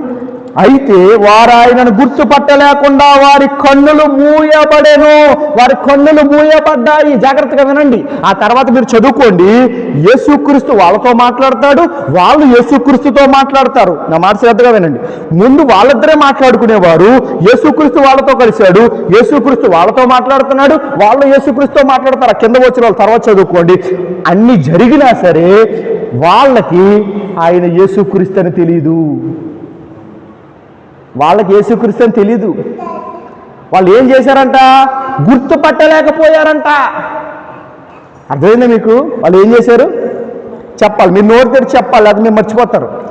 గుర్తుపట్టలేకపోయారు. మళ్ళీ చదువుతున్నాను చూడండి. అయితే వారాయనను గుర్తుపట్టలేకుండా వారి కన్నులు మూయబడెను. వారి కన్నులు మూయబడ్డాయి. నా మాట వినండి, వారి కన్నులు తెరిచే ఉన్నారు. అందుకే పక్కన ఒక వ్యక్తి ఉన్నాడని వాళ్ళకి కనబడ్డాడు. ఆ వ్యక్తి మాట్లాడుతుంటే వారు విన్నారు, తిరిగి స్పందించారు. మళ్ళీ ఆయన మాట్లాడాడు, వాళ్ళు మాట్లాడారు. ఇవన్నీ జరిగినవి. వాళ్ళు నడుచుకుంటూ ఎమ్మాయు ప్రాంతం దాకా కూడా వెళ్ళిపోయారు. కానీ ఇక్కడ అంత దూరం వెళ్ళారు కానీ యేసుక్రీస్తుని గుర్తుపట్టలేదు. ఏం చేయలేదంట? మరి పక్కనే ఉన్నాడు కదా, చూశారు కదా, మాటలు వింటున్నారు కదా, తిరిగి మాట్లాడుతున్నారు కదా. ఎవరి గురించి మాట్లాడుతున్నారు? ఆయన గురించే మాట్లాడుతున్నారు. ఆ మాట అర్థమైందా మీకు? మీరు ఎవడో సుబ్బారావు గురించి మాట్లాడుతున్నారండి. సుబ్బారావు మీ దగ్గరికి వచ్చాడు. మీరు ఎవరి గురించి మాట్లాడుతున్నారో సుబ్బారావు మీ దగ్గరికి వచ్చినప్పుడు మీరు ఏం చేస్తారు? ఒరే నీ గురించేరా బాబు ఇప్పుడు దాకా మాట్లాడుతున్నావు, నీకు 100 ఏళ్ళురా బాబు, నీకు 100 ఏళ్ళురా బాబు, నీకు దీర్ఘాయుష్ వచ్చేసిందిరా బాబు అంటాం. ఏంటి వాడి గురించి మాట్లాడితే వాడు వస్తే వాడికి 100 ఏళ్ళు వచ్చేస్తాయా? అది అంత డూపు, ఏదో ఎవరో పెట్టిన మాటలు తప్ప అది అంత వేస్ట్ మాటలు అవన్నీ. కాకపోతే మనం మాట్లాడుతున్నప్పుడు కొన్నిసార్లు ఎవరి గురించి అయితే మాట్లాడుకుంటామో వాళ్ళు వస్తారు, మంచిదే. ఇక్కడ ఆత్మ సంబంధంగా నేను చెబుతూ ఉన్నాను. యేసుక్రీస్తు గురించి మనం మాట్లాడుతున్నప్పుడు యేసుక్రీస్తు మన దగ్గరికి వస్తాడు. అర్థమైందా? మనం వాక్యం చదువుతున్నప్పుడు యేసుక్రీస్తు వస్తాడు, మనం ప్రార్థన చేస్తున్నప్పుడు యేసుక్రీస్తు వస్తాడు. మన కంటికి కనబడాడు కానీ వస్తాడు. జాగ్రత్తగా వినండి. ఇప్పుడు మన మధ్యలో కూడా ఆయన ఉన్నాడు. 2 3 నా నామంలో ఎక్కడ కూడి ఉంటారో వారి మధ్య నేను ఉంటానని సెలవిచ్చిన ఆ దేవాది దేవుడు, ఆయన వాక్యము సత్యము గనక ఆయన ఇక్కడ ఉన్నాడు. అయితే ఆ ఇద్దరు నడుస్తూ ఉండగా యేసు ప్రభు వచ్చాడు. యేసు ప్రభు మాటలు వాళ్ళు విని వాళ్ళు తిరిగి మాట్లాడారు, కానీ యేసు ప్రభుని గుర్తుపట్టలేకపోయారు. వారి కన్నులంట మూయబడెను. ఈ మాట పట్టుకోండి, ఈ మాట ఒక్కటే పట్టుకోండి ఈ రోజుకి ప్రసంగానికి. వారి కన్నులు మూయబడ్డాయి, వారి కన్నులు మూయబడ్డాయి. అంటే యేసు ప్రభు వచ్చిన వెంటనే వాళ్ళ కళ్ళలో మూసేసుకున్నారా? వారి కళ్ళలో మూసేసుకోలే. మరి యేసు ప్రభువుని వాళ్ళు గుర్తుపట్టలేదు కదా, అప్పుడు వాళ్ళ కళ్ళు మూయబడ్డాయంటే వెంటనే వాళ్ళ కళ్ళుని యేసు ప్రభు మూసేశాడా? కాదు. మరి ఎందుకు మూయబడ్డాయి? జాగ్రత్తగా వినండి, నా వైపు చూడండి అందరూని. యేసుక్రీస్తు కన్నులు యేసుక్రీస్తు ప్రభు అక్కడే ఉన్నా యేసుక్రీస్తుని గుర్తుపట్టలేకుండా వారి కన్నులు మూయబడ్డాయి. అంటే ఈనాడు చాలా మంది క్రైస్తవులు వారి జీవితంలోనికి యేసు ప్రభు వస్తా ఉన్నా యేసు ప్రభుని గుర్తుపట్టలేకుండా ఆ క్రైస్తవుల కన్నులు మూయబడి ఉంటున్నాయి. అర్థమైందా మీకు? అంటే యేసు ప్రభు మనతోనే ఉన్నా యేసు ప్రభు స్పర్శ, యేసు ప్రభు స్వరము, యేసు ప్రభు యొక్క తాకిడి అనుభవించలేని వారిగా మనం ఉంటున్నాం. యేసుక్రీస్తు ప్రభుని గ్రహించలేకపోతున్నాము. ఆయన మనతోనే ఉన్నాడు, ఆయన మనలోనే ఉన్నాడు ఆయన. సరే, అయితే ఆయన గురించి మనం మాట్లాడుతూ ఉండగా మన జీవితంలో ఆయన వస్తున్నా సరే మనం ఆయన గుర్తుపట్టట్లేదు. అర్థమవుతుందా మీకు? కానీ గుర్తుపట్టాలి. నా మాట అర్థం చేసుకోండి, ఒక్క పాయింట్ పట్టుకోండి మీరు. యేసుక్రీస్తు ప్రభుల వారు ఇప్పుడు మీ కుటుంబంతో ఉన్నారు, ఉదాహరణకి మీ కుటుంబంతో ఉన్నారు, మీరు యేసుక్రీస్తు గురించి మాట్లాడుతున్నారు, యేసుక్రీస్తు గురించి ధ్యానం చేస్తున్నారు, యేసుక్రీస్తు వాక్యం గురించి ధ్యానం చేస్తున్నారు. అక్కడికి ఎవరు వస్తారండి? యేసు ప్రభు వస్తాడు. మీరు యేసుక్రీస్తు గురించి ఆలోచిస్తున్నప్పుడు బండి తోలుతా ఉన్నా, మీ పని చేసుకుంటా ఉన్న యేసుక్రీస్తు గురించి మీరు ఆలోచిస్తే ఆయన వస్తాడు అక్కడికి. అయితే ఆయన కంటికి కనబడ్డు. అయితే ఆయనను చూడగలిగే అంత కన్నులు తెరవబడిన వాడిగా నువ్వు ఉండాలి, నేను ఉండాలి, మనం ఉండాలి. అర్థమైందా? మన కన్నులు ఏమవ్వాలి? తెరవబడాలి.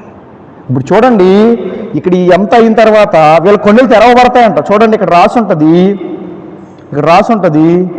31వ వచనం చదువుతున్నాను. 30వ వచనం కూడా చదువుతున్నాను. 30వ వచనం. ఆయన వారితో కూడా భోజనమునకు కూర్చున్నప్పుడు ఒక రొట్టెను పట్టుకుని స్తోత్రము చేసి దాన్ని విరిచి వారికి పంచిపెట్టగా వారి కన్నులు తెరవబడి ఆయనను గుర్తుపట్టిరి. అంతటా ఆయన వారికి అదృశ్యుడైపోయాడంట. వింటున్నారా నా మాట? నా వైపు చూడండి అందరూ. ఆ ఇద్దరితో పాటు యేసు ప్రభు వెళ్తా ఉన్నాడు. ఈ అమ్మాయి ప్రాంతం వచ్చేసింది. వాళ్ళు అన్నారు, యేసు ప్రభు అంటే యేసు ప్రభు అని తెలియదు వాళ్ళకి. ఎక్కడికి వెళ్ళిపోతున్నావు? ఇలా రా, చీకటి పడిపోయింది కదా, మాతో పాటే బస చేయి, ఈరోజు మా ఇంట్లోనే ఉండు అని అన్నారు. అని అంటే ఆయనను బలవంతం చేశారంట. సరే పదండి లోనికి వెళ్ళారు. లోనికి వెళ్ళిన తర్వాత అక్కడ రొట్టె విరిచాడు యేసు ప్రభు. ఏం చేశాడు? అందరూ నా వైపు చూడండి, అందరూ వచ్చాను. ఒకసారి దగ్గరగా దేవుని స్తోత్రం చెప్పండి. హల్లెలూయా. చేతులు చెప్దాం హల్లెలూయా. గమనించండి, ముగిస్తాను, సమయం అవుతుంది కనుక. యేసుక్రీస్తు ప్రభువుని వారు బలవంతం చేశారంట. నువ్వు ఉండయ్యా, రాత్రి అయిపోయింది కదయ్యా, ఇప్పుడు దాకా ఎన్నో విషయాలు చెప్పావు కదయ్యా, ఉండయ్యా అని బ్రతిమలాడితే ఆయన అన్నాడు, సరే పదండ్రా అని లోనికి వెళ్ళారు. అప్పటికి కూడా యేసుక్రీస్తుని వాళ్ళు గుర్తుపట్టలేదు. జాగ్రత్తగా వినండి. లోనికి వెళ్ళిన తర్వాత వాళ్ళు భోజనానికి కూర్చున్నారంటే ఏ భోజనం? మామూలు భోజనము చేశారు. రొట్టె ద్రాక్ష రసంలో వాళ్ళు పాలు పంపులు పొందారు. ఏం చేశారు? రొట్టె ద్రాక్ష రసం అంటే యేసు ప్రభు శరీరములోను యేసు ప్రభు రక్తములోను పాలు పంపులు పొందారు. అందుకే ఇక్కడ ఏమన్నాడు చూడండి, అక్కడ ఏమన్నాడు 30వ వచనంలో, ఒక రొట్టెను పట్టుకుని స్తోత్రము చేసి దాన్ని విరిచి వారికి పంచిపెట్టగా వారి కన్నులు తెరవబడి ఆయనను గుర్తుపట్టారు. అంటే రొట్టె తెరవబడినప్పుడు వాళ్ళకి ఏమైందంటే కన్నులు తెరవబడ్డాయి. ఈ కన్నులు కాదు, ఈ కన్నులు అంటే దేవుణ్ణి గుర్తుపట్టే కన్నులు తెరవబడ్డాయి. దేవుణ్ణి గుర్తుపట్టారు. అప్పుడు దాకా గుర్తుపట్టలా. చాలాసేపు మాట్లాడారు, మరి అరగంట మాట్లాడారు, గంట మాట్లాడారు, నడుస్తా మాట్లాడారు. లోనకి వెళ్ళి కూర్చున్నారు. ఒక రకంగా ప్రార్థన కూడా చేశారు. రాయ్యా మా ఇంట్లోకి, రాయ్యా మా ఇంట్లోకి, రాయ్యా మా ఇంట్లోకి అని బ్రతిమలాడారు, బలవంతం చేశారు. మరి ప్రార్థన జరిగింది, వాక్య ధ్యానము జరిగింది, అన్నీ జరిగినాయి. కానీ వాళ్ళకి ఏమి లేదంటే రొట్టె లేదు. రొట్టె లేదు కనుక వాళ్ళ కన్నులు తెరవబడలేదు. మీకు అర్థమవుతుందా? ప్రతి ఆదివారం మనం ఏం చేయాలి? యేసు ప్రభు శరీరములోను రక్తములోను పాలు పంపులు పొందాలి. అపోస్తల కార్యముల పుస్తకము 20వ అధ్యాయము 7వ వచనం చదువుదాం. అపోస్తల కార్యముల పుస్తకము 20వ అధ్యాయం 7వ వచనము. ఆదివారమున మేము రొట్టె విరుచుటకు కూడినప్పుడు. ఆదివారమున ఎప్పుడంట చెప్పాలి, నచ్చిద్రగా చెప్పాలి. ఆదివారమున ఏం చేశారంట? రొట్టె విరుచుటకు మేము కూడినప్పుడు. రొట్టె విరుచుటకు కూడినప్పుడు. రొట్టె విరుచుటకు కూడి ఉన్నాం మేము ఎప్పుడు? ఆదివారమున. ఆదివారమున. అందుకే ప్రతి ఆదివారం మనం ఏం చేయాలి? అది కొన్ని సంఘాలు ఏం చేస్తారంటే నెలకోసారి ఇస్తారు. నేను విన్నాను, మరి నాకు తెలియదు. కానీ కొన్ని సంఘాల్లో సంవత్సరానికి 3 సార్లు ఇస్తారంట. మరి అదే సంఘం మరి. సరే, సంవత్సరం ఇంకే అర్థమవుతుందా? మరి క్రిస్మస్కి, గుడ్ ఫ్రైడేకి ఎక్స్ట్రాకి ఇస్తారో మరి వాళ్ళు మనకు తెలియదు. కానీ ఈ 3 పండుగలు వస్తాయి కదా మరి సంవత్సరానికి మనకి క్రైస్తవులముగా. అయితే ఇక్కడ మనం పట్టుకోవాల్సిన విషయం ఏంటంటే ప్రతి ఆదివారం మనం రొట్టెలో చేతులు ఉంచాలి, ద్రాక్షారసంలో చేతులు ఉంచాలంటే మీకు అర్థం అవటం కోసం రొట్టె ద్రాక్షారసం అన్నాను. కానీ వాళ్ళు అనకూడదు. యేసు ప్రభు శరీరములో చేతులు ఉంచాలి, యేసు ప్రభు రక్తంలో చేతులు ఉంచాలి. రక్తంలో చేతులు అంటే చేతులు అందరూ ఎట్టేమని కాదు, మనం పాలు పంపులు పొందాలి. రొట్టె ద్రాక్షరసం తీసుకుని శ్రద్ధగా ప్రభుకి కృతజ్ఞతాస్తుతులు చెల్లించి తినాలి, తాగాలి. అప్పుడు ఏం జరుగుతుంది? మన కన్నులు తెరవబడతాయి. మన కన్నులు తెరవబడతాయి. కన్నులు ప్రతి వారము మీరు అలా చేస్తూ ఉన్నప్పుడు ఏం జరుగుతుందంటే మీరు మరింతగా ప్రభువుని స్పష్టంగా చూడగలరు, ప్రభువుకి మరీ చేరు అవ్వగలరు. అర్థమవుతుంది మీకు?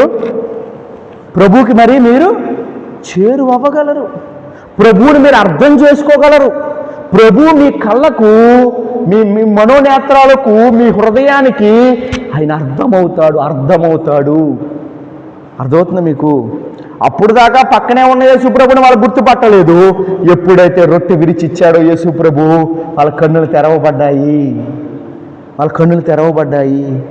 మరి మన కన్నులు కూడా ఏమవ్వాలి? తెరవబడ్డాయి. ఎప్పుడు? యేసుప్రభు నమ్మకం ముందు యేసుప్రభు దేవుడని అర్థమైంది. మన కన్నులు తెరవబడ్డాయి. యేసుప్రభు దేవుడా, అయితే నాకు రక్షణ కావాలి, నా కొరకు ప్రాణం పెట్టాడా, అబ్బో ప్రభువా నన్ను రక్షించయ్యా, నా పాపాలు క్షమించి ప్రభువా, ఆయన పట్టుకున్నాం, బాప్తిసం పొందాం, రక్షణ పొందాం. అప్పుడు మనకి ఏమైంది? మన కన్నులు తెరవబడ్డాయి. యేసుప్రభువే దేవుడు అని అర్థమైంది. మరి మన కన్నులు అంతటితోనే కాదు, మన కన్నులు నిరంతరము తెరవబడుతూనే ఉండాలి. ఆధ్యాత్మిక ప్రపంచములో, ఆత్మీయ జీవితములో ప్రతిరోజు మన కన్నులు తెరవబడాలి. అర్థమైందా మీకు? 119వ కీర్తన, నేను ముగించేస్తాను. 119వ కీర్తన త్వరగా తీయండి. 18వ వచనములో, నేను నీ ధర్మశాస్త్రమునందు ఆశ్చర్యమైన సంగతులను చూసినట్లుగా నా కన్నులు తెరువుము. భక్తుడు దావీదు ప్రార్థన చేస్తా ఉన్నాడు. 119వ కీర్తన 18వ వచనములో నీ ధర్మశాస్త్రమునందు అంటే, ధర్మశాస్త్రం అంటే నవైపు చూడండి. దావీదు మరి ధర్మశాస్త్రం చదివేవాడు. బైబిల్ ప్రకారం ధర్మశాస్త్రం అంటే ఏమిటంటే ఆది కాండం, నిర్గమకాండం, లేవి కాండం, సంఖ్యాకాండం, ద్వితీయోపదేశ కాండం. బైబిల్ గ్రంథంలో మొదటి 5 పుస్తకాలు. ఈ 5 కాండాలు పంచకాండాలు అంటారు, మోషే గ్రంథాలు అంటారు, ధర్మశాస్త్రం అని పిలుస్తారు. అయితే మనకి ఈ వాక్యం ద్వారా దేవుడు మనతో మాట్లాడుతున్న విషయం ఏమిటంటే ఈ బైబిల్ గ్రంథం అంతా మనకి ధర్మశాస్త్రము లెక్కే. అంటే మీకు అర్థం అవడం కోసం చెప్పాను. నీ ధర్మశాస్త్రమునందు అంటే దేవుడు మనకిచ్చిన బైబిల్ నందు ఆశ్చర్యమైన సంగతులను చూచునట్లు నా కన్నులు తెరు. అర్థమైందా? మన కన్నులు తెరవబడాలి. మన కన్నులు తెరవబడలేదనుకో, ఆ ఇద్దరికి పక్కనే ఉన్న యేసుప్రభు కనబడలేదు, వాక్యములో ఉన్న యేసుప్రభు మనకు కనబడడు, వాక్యములో ఉన్న యేసుప్రభు మనకు అర్థం కాడు. నా మాట అర్థమైందా మీకు? ఎన్నిసార్లు బైబిల్ చదివినా అలాగే చదువుతాం తప్ప అందులో ఉన్న యేసుప్రభు మనకు దొరకడం, అందులో ఉన్న సారాంశం మనకు దొరకదు, అందులో ఉన్న దేవుడు ఏం పెట్టాడో విషయం అనేది మనకు దొరకదు.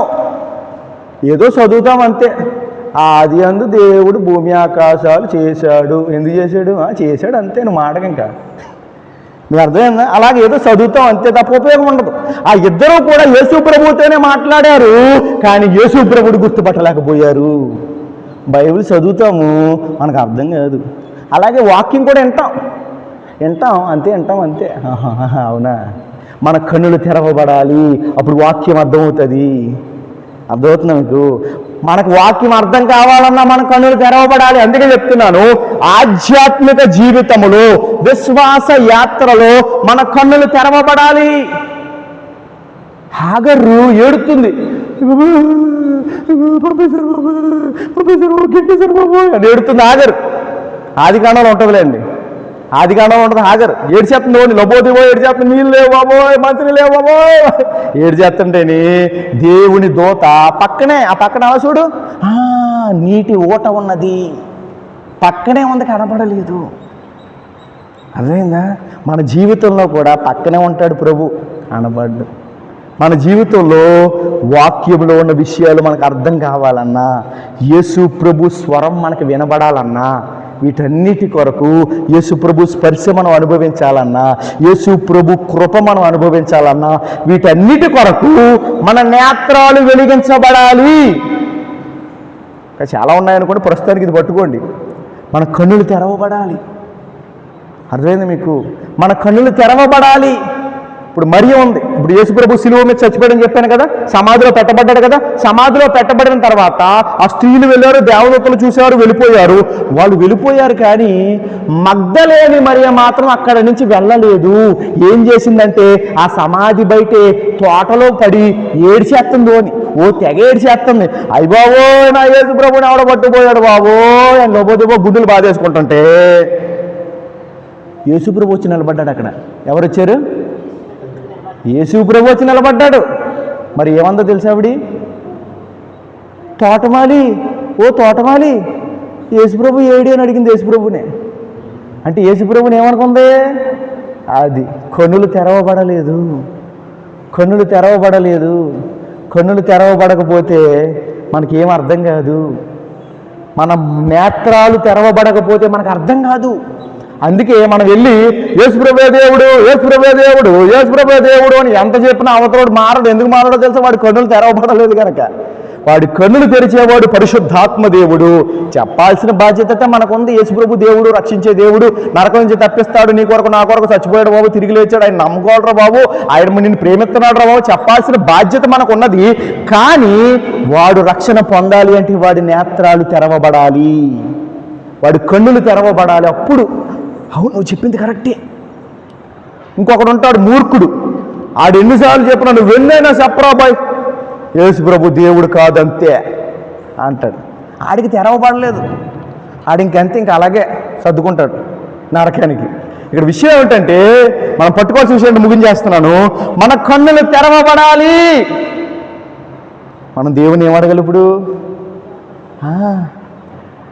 అలా అయితే అడగడం మాత్రమే కాదు, ప్రతి ఆదివారము మనం ప్రభు శరీరములోను రక్తములోను పాలు పంపులు పొందాలి.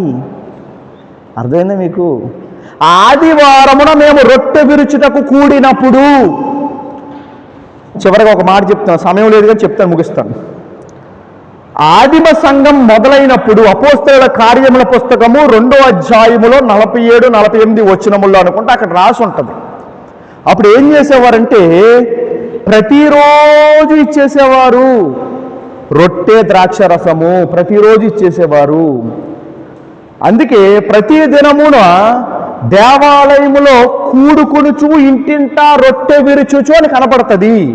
కానీ అపోస్తలుడైన పౌలు ద్వారా దేవుడు ఏం చేశాడంటే ఆదివారమునకు దానిని స్థిరపరిచాడు.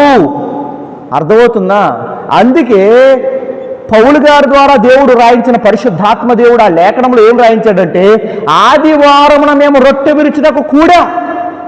ఆదివారం మాకు పనులున్నాయి, ఆదివారం సువార్త చెప్పాలి, ఆదివారం సమాజ మందిరానికి వెళ్ళాలి. కానీ ఆదివారం వాటన్నిటికన్నా మించిన పని ఏమిటంటే యేసు ప్రభు శరీరములోను యేసు ప్రభు రక్తంలోను మేము పాలు పంపులు పొందాలి. 1 కొరింథీ 11 అధ్యాయం ప్రకారం నన్ను జ్ఞాపకం చేసుకుంటూ దీన్ని చెయ్యండి అని చెప్పాడు. నాకు పరలోకం నుంచి నాకు అనుగ్రహింపబడింది ఇది అని ప్రభు మాటని పౌలు గారు చెప్పాడు. ఆదివారమున మనం కూడినప్పుడు ప్రభు వాక్యమని రొట్టె విరవటం మాత్రమే కాదు, ప్రభు అయిన యేసుక్రీస్తు ప్రభుల వారి శరీరములోను రక్తములోను మనం పాలు పంపులు పొందాలి. అందుకే ఆదివారం మీరు మానవద్రా బాబు అని చెప్పేది ఎందుకనుకున్నారు? ప్రతి ఆదివారము కంపల్సరీ ప్రభు సన్నిధిలో మనం ఉండాలి. ఎంత పనున్నా సరే పక్కన పెట్టేయండి. ఎవరైనా ఫోన్ చేసి ఒరే ఆదివారం ఆరాధన మానేరా, వచ్చే ఆదివారం వెళ్తే కానీ రా, ₹1,00,00,000 ఇస్తాను నీకు. అవునా? కరెక్ట్. ఎన్నో ఆదివారాలు ఉన్నాయి, ప్రతి సంవత్సరం 52 ఆదివారాలు కదా, మిగతా 51 ఆదివారాలు వెళ్ళిపోతానులే. ₹1,00,00,000 కోసం ఈ ₹1,00,00,000 వచ్చినాయి అనుకోండి, సేవకుడికి దశంభాగం ఇవ్వచ్చు, ఎన్నో పనులు చేసుకోవచ్చు, ఆదివారం ఆరాధన మానేస్తాను అని అనుకుంటావేమో. ₹1,00,00,000 ఇసిరే బయటికి. ఆ ₹1,00,00,000 ఇస్తానన్నాడు కదా, ఆడికి ఎవరిని ఉంచేసుకోరా బాబు, నాకు ప్రభు సన్నిధి ముఖ్యమని చెప్పు. ఏం చెప్తావు? ప్రభు సన్నిధి ముఖ్యమని చెప్పు. అలాంటి ₹1,00,00,000 ఎన్నో కోట్లు నా ప్రభు ఇస్తాడు, నాకు ప్రభు కావాలి అని చెప్పు. ఏం చెప్తావు? చెప్పాలి. అచ్యుతరావు గారు చెప్పాలి. ఏం చెప్తారు? ప్రభు కావాలి చెప్పాలి. మాకు ప్రభు కావాలి. చాలామంది మాకు ప్రభు కావాలి అంటారు, కావాలి కావాలి కావాలి కావాలి కావాలి కావాలి కావాలి ఆదివారం ఆరాధన మానేస్తారు. అర్థమైందా మీకు? ఆదివారం ఆరాధన మానేస్తారు. నాకు చాలా విచిత్రం వేస్తుంది. కొన్ని వేల రూపాయల శాలరీ నాకు, అది మానేసి ఎందుకోసం అనుకున్నారు? ఆదివారం ఆరాధన మిస్ అయిపోతుందని. ఆదివారం ఆరాధన మిస్ అయిపోతుందని. ఆ రోజున మా బంధువులు ఎంత పెద్ద ఫంక్షన్ పెట్టుకున్నా, నువ్వు పెట్టుకో బాబు, నువ్వు పెట్టుకో, కానీ నాకు ఆరాధన నేను మానేను. ప్రభు సన్నిధిలో నేను కనపడాలి. ప్రభు నాకు ఇచ్చిన జీవితంలో ప్రభు దగ్గరికి నేను వెళ్తాను. నాకు ప్రభు ఇంపార్టెంట్. గుర్తుపెట్టుకోండి, ఒకవేళ ప్రభు రాకడ జరిగిందనుకోండి, చర్చిలో ఉన్న వాళ్ళు మాత్రమే ఎత్తబడ్డారనుకోండి, ఆ రోజు మనం లేకపోతే ఏమవుతుంది? విడవపడతాం. ఆ మాట అర్థమైందా? ఇప్పుడు ప్రభు రాకడ అనేది ఉందో తెలుసు కదా మీకు. ప్రభు రెండోసారి వస్తాడు తెలుసు కదా మీకు. రెండోసారి వచ్చినప్పుడు యేసుక్రీస్తునందు ఎవరైతే రక్షింపబడిన వారిగా నీతిమంతులుగా ముద్రించబడ్డారో పరిశుద్ధాత్మ దేవుని చేత, యేసుక్రీస్తు కొరకు ఎదురు చూశారో, నిరీక్షణ కలిగి ఉన్నారో, వారు ఏమవుతారంటే ఎత్తబడతారు. ఒకవేళ దేవుడు ఆదివారం ఉదయమే 9 వచ్చేసాడు అనుకో, ఆదివారం ఉదయం 9 వచ్చేసాడు అనుకో, మరి 9కి మీరు రావట్లేదు కదా, ఆగిపోతారు. అంటే వస్తాడని కాదు చెప్తున్నాను. అంటే నా ఉద్దేశం ఏమిటంటే, మనం దేవునికి ఎంత విలువనిస్తున్నాము, మనం దేవునికి ఎంత విలువనిస్తున్నాము, జాగ్రత్తగా పట్టుకోండి. మనము దేవునికి ఎంత విలువనిస్తున్నామో దానికి తగినట్లు. అందుకే నన్ను గణపరచు వారిని నేను గణపరుస్తానన్నాడు సమూయేలు పుస్తకంలో. ఊరికే అనలేదు. చాలామంది ఏం చేస్తారో తెలుసా? నోటి మాటతో నాకు ప్రభు అంటే ఇష్టమండి, నాకు ప్రభు అంటే ఇష్టమండి అంటారు, కానీ వారి క్రియలు మాత్రం ప్రభుకి ఇష్టమైనవిగా ఉండవు. ఆదివారం ఆరాధన మానేయటం, తర్వాత ఆదివారం లేటుగా రావటం. గుర్తుపెట్టుకోండి, 9:30కి ఆరాధన అయితే ఒక 5 నిమిషాలు ముందే ఉండాలి. లేదండి మేము మందిరంలో పరిచయం చేస్తామండి, మేము అవి తుడుస్తాం, అవి కడుగుతాం, ఇవి చేస్తామంటారా? ఒక అరగంట ముందు వచ్చేయండి. అలవాటు చేసుకోండి. దేవుని కొరకు బ్రతకండి. దేవుని కొరకు బ్రతుకుతున్నాం మేమని అనేదానికి ఒక గుర్తెందు చెప్పనా? సమయానికి ఆరాధనకి రావటం. సమయానికి ఆరాధనకే రాలేని వాడివి, అసలు ఆరాధనకే రాలేని వాడివి, ఇంక ప్రభు కొరకు నువ్వెక్కడ బ్రతుకుతున్నావు? చిన్న కష్టం వస్తే తొలగిపోతున్నానేమో ఎవరికి తెలుసు? నేను చూస్తున్నానా? సేవకుని నేను చూస్తున్నాను, నీ వెనకాల తిరుగుతున్నాను, నేను ఏమన్నానే? నీ వెనకాల లేదు, దేవుడే కదా ఎల్లప్పుడూ నీతో ఉండేది. దేవుడి సమస్తము చూస్తున్నాడు. అది నేను చెప్పొచ్చే విషయం ఏంటంటే, మీరు దేవుడి కొరకు ఎంత బ్రతుకుతున్నారు, దేవుడు మీ జీవితాల్లో కార్యాలు చేస్తాడు. అర్థమైందా మీకు? గిన్నెడు చన్నీళ్ళు ఇస్తేనే వాళ్ళ ప్రతిఫలం పోగొట్టుకోరు అని వాక్యంలో రాయబడి ఉంది మత్తయి సువార్తలో. మరి దేవుని కొరకు అవసరమైతే చాలా డబ్బులు ఇస్తానన్నాడు, పెద్ద పని. కానీ ఆదివారం ఆరాధన నాకు వద్దు అని ఆరాధనకు వచ్చేసే మనసు నీకు ఉందా? లేకపోతే ఇక్కడికి వెళ్తే ఇది పని జరుగుతుంది కానీ ఒక అరగంట లేట్ అవుతుంది ఆరాధనకి, లేదు లేదు లేదు నాకు ఆరాధన ఇంపార్టెంట్, సమయానికి నేను వెళ్ళాలి, సమయానికల్లా. దీని ఇంకా చెప్పాలంటే పాస్టర్ గారు వెళ్ళి తలుపు తీయకముందే నేను వెళ్ళి తలుపు దగ్గర నిలబడాలి అనే మనసు మనకు ఉండాలి. అర్థమైందా మీకు? మన మనసు మనకు ఉండాలి. దేవుడు అది చూస్తాడు, గుర్తుపెట్టుకోండి. దేవుడు అది చూస్తాడు. దేవుడు అది చూసి ఏం చేస్తాడో తెలుసా? నా బిడ్డ నా కోసం ఇన్ని త్యాగం చేస్తున్నాడు, ఇన్ని త్యాగం చేస్తుంది కనుక నా బిడ్డ తల నేను ఎత్తుతాను, నా బిడ్డని నేను ఆశీర్వదిస్తాను. అర్థమైందా? ఆయన అనుకుంటే ఇంకెవడ ఆపగలడు? ఆయన అనుకుంటే ఎవడ ఆపలేడు, ఎవడో ఆపలేడు. ఆయన అనుకునేలాగా మనం చెయ్యాలి. అర్థమైందా మీకు? ఇప్పుడు మన బిడ్డలు ఉన్నారండి, ఉదాహరణకు ముగిచ్చేస్తాను. మన బిడ్డలు ఉన్నారు, మన బిడ్డలు మనకు ఫేవర్గా ఉన్నారనుకోండి, మనం చెప్పింది చేస్తున్నారనుకోండి, మనం ఏం చేస్తాం? ఇప్పుడు ఎత్తుకుని ముద్దు పెట్టుకుని వాళ్ళు అడిగింది కాకుండా అడగంది కూడా తెచ్చిస్తామా లేదా? అడగంది కూడా తెచ్చిస్తాం. ఇప్పుడు సొలొమోను ఉన్నాడు, ముగించేస్తాను. సొలొమోను ఉన్నాడు. సొలొమోను ఇంచుమించు 1000 ఎన్నో దహన బలులు అర్పించాడు. 1000 దహన బలులు అంటే 1000 గొర్రెలో 1000 మేకలు ఎన్నో దహన బలులు అర్పించాడు. ఆ రోజు రాత్రి పడుకుని ఉన్నాడు, నిద్రలో ఉన్నాడు. దేవుడు మాట్లాడాడు. దేవుడు మాట్లాడి ఏమంటాడంటే, చూడండి దేవుడు మాట్లాడి ఏమంటాడంటే, సొలొమోనా, ఓ సొలొమోనా, దావీదు కుమారుడా, నీకు కోరిక ఏమన్నా ఉంటే చెప్పని అడిగాడు. ఏమన్నాడు? కోరిక ఏమన్నా ఉంటే చెప్పన్నాడు. నువ్వు అడుగు, నేను తీరుస్తాను అన్నాడు. అంటేని సొలొమోను ఏమన్నాడంటే, ప్రభువా నన్ను రాజుగా చేసావు కదా, ఈ ప్రజలందరినీ పరిపాలన చేయడానికి నాకు జ్ఞానం ఇవ్వి అని అడిగాడు. జ్ఞానం ఇవ్వి అని అడిగితే దేవుడు అన్నాడు, ఆశ్చర్యపోయాడు. దేవుడిని ఆశ్చర్యపరిచేసాడు సొలొమోను. ఎందుకంటే శత్రువులను చంపేయి అని అనలేదు, నాకు ఐశ్వర్యం ఇవ్వి అని అనలేదు. నీవు నాకు ఇచ్చిన ప్రజలను పరిపాలన చేయాలి కదా, నేను నాకు జ్ఞానం ఇవ్వి అని అడిగాడు. అది దేవుడు మురిసిపోయి ఏం చేశాడంటే జ్ఞానం ఇచ్చేశాడు, ఐశ్వర్యం ఇచ్చేశాడు, శత్రువుల మీద జయం ఇచ్చేశాడు. దేవునికి బిగ్గరగా స్తోత్రం చెప్పండి.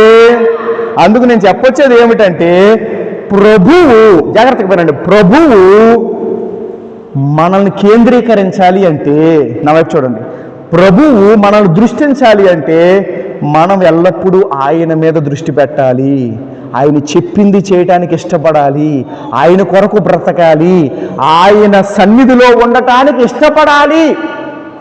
ఏంటంట? ఆయన సన్నిధిలో ఉండటానికి ఇష్టపడాలి. కీర్తనగాడు ఏమన్నాడు? చిరకాలము యెహోవా మందిరములో నేను నివాసము చేసేదను అన్నాడు. చిరకాలము యెహోవా మందిరములోనే నేను ఉంటాను అన్నాడు. భక్తుని యొక్క తాపత్రయము, భక్తుని యొక్క ఆ యొక్క భక్తి, లేకపోతే అతని యొక్క దేవుడి అట్లా అతనుకున్న తృష్ణ, కోరిక మరి మన దగ్గర ఉంటుందా? ఉండాలి. ఇది ఎందుకు మనకు బైబిల్ ఇచ్చాడు దేవుడు? ప్రతి ఆదివారం సరదాగా కాసేపు చెప్పుకోమని కాదు, ఇలా మనం మారాలి అని, ఇలా మనం ఉండాలి అని. దేవునికి దగ్గరగా స్తోత్రం చెప్పండి. అందుకే ప్రతి ఆదివారము ప్రభు సన్నిధిలో కనపడండి. ప్రభు అయిన యేసుక్రీస్తు వారి శరీరములోను రక్తములోను పాలు పంపులు పొందండి. మొన్నటి దినమున ముగించేస్తాను. మొన్నటి దినమున ఒక అతను ప్రభు అంటే మాకు ఇష్టమేనండి అన్నాడు. ఏమన్నాడు? ప్రభు అంటే అయితే ఆరాధనకు రాకుండా, వాక్యం వినకుండా చివరిలో వచ్చి బల్ల తీసుకునేవాడు. ఏమంటున్నాడు? ప్రభు అంటే మాకు ఇష్టమే. ఏమిష్టం మరి? ఆదివారం పనికి వెళ్ళిపోయి ప్రభువుని పక్కన పెట్టేసి చివరిలో వచ్చి బల్ల తీసుకోవడం ఇష్టమా? అంటే ప్రభు అంటే నీకేమిష్టం? ఈ తెలివితేటలు, యేసు ప్రభు దగ్గర తెలివితేటలు వాడతారు కొంతమంది, పనికిరాని తెలివితేటలు, పనికిమాలిన తెలివితేటలు. నీకు అర్థమవుతుందా? అవన్నీ వద్దు. హృదయపూర్వకంగా యేసు ప్రభువుని మనం ఆరాధన చేసుకుందాం. హృదయపూర్వకంగా మనం ఆయన ఎడల భక్తి చూపిద్దాం. హృదయపూర్వకంగా మన హృదయాలు తెరిచి ఆయన ముందు పరుద్దాం. దేవుడి కొద్ది మాటలు మన వినికిడిలో ఆశీర్వదించును గాక. ఆమేన్. అందరూ మోకరించండి. ప్రభు యేసుక్రీస్తు వారి శరీరంలోను